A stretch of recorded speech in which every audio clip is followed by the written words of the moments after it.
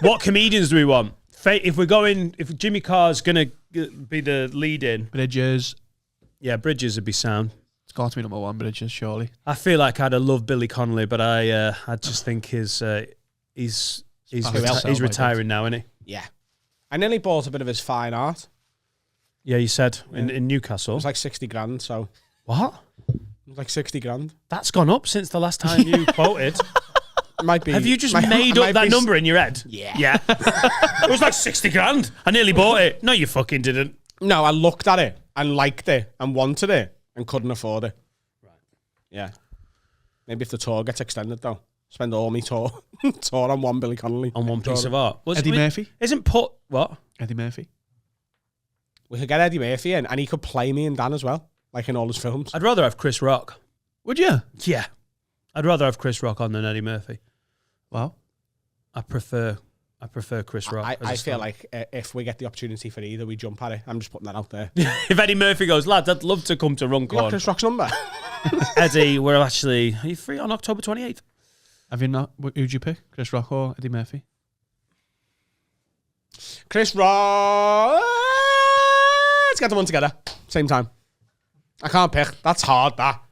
Eddie Murphy. No, Eddie Murphy. Because he was like one of the founding fathers of stand-up. He was the one who just come just after Pryor. He on the wall. Actually on the wall, yeah. I don't think founding father. I think he's not in that founding father era. He's that second wave of that, isn't he? Yeah, but that's still close enough to that. That's what I mean. He was the second. Pushed it forward. Yeah. Yeah, he was big dog. Yeah, I remember there's a great story of Richard Pryor was on stage at the Comedy Store, right? And the way the Comedy Store in LA works is if there's a guy who turns up who's like a big deal, they'll cut in front of who's meant to be next. So let's say it's Richard Pryor and then it's meant to be me or you. Then Eddie Murphy turns up. Then they go, right, you'll go on later. Eddie Murphy's going on now. You just get bumped there and then, just before you set. That can happen. And Richard Pryor's on stage and he's handed a note which says Eddie Murphy's here and he's on next. Because they do a rolling thing, or they certainly used to. There's no MC. Each act introduces the next one. And Richard Pryor said on stage, okay, he finished his next joke and said, right, I've just been told that the next act is a young up-and-coming lad who you might have seen a couple of his films. And people are saying he's the new me. His name's Eddie Murphy. People are saying he's the new Richard Pryor. But I'm not done being Richard Pryor yet. But welcome to the stage, Eddie Murphy. And Richard Pryor goes and sits on the steps of the stage of the main room or the original room at the Comedy Store and watched and just sat. Basically like, you know when you do a gong show, like the King Gong, and you sat there and he just haunted the stage while Eddie Murphy was No on. pressure, Eddie! And Eddie Murphy absolutely roofed it. And then they walked off together after the set and they became friends. Oh, really nice. That is where they met.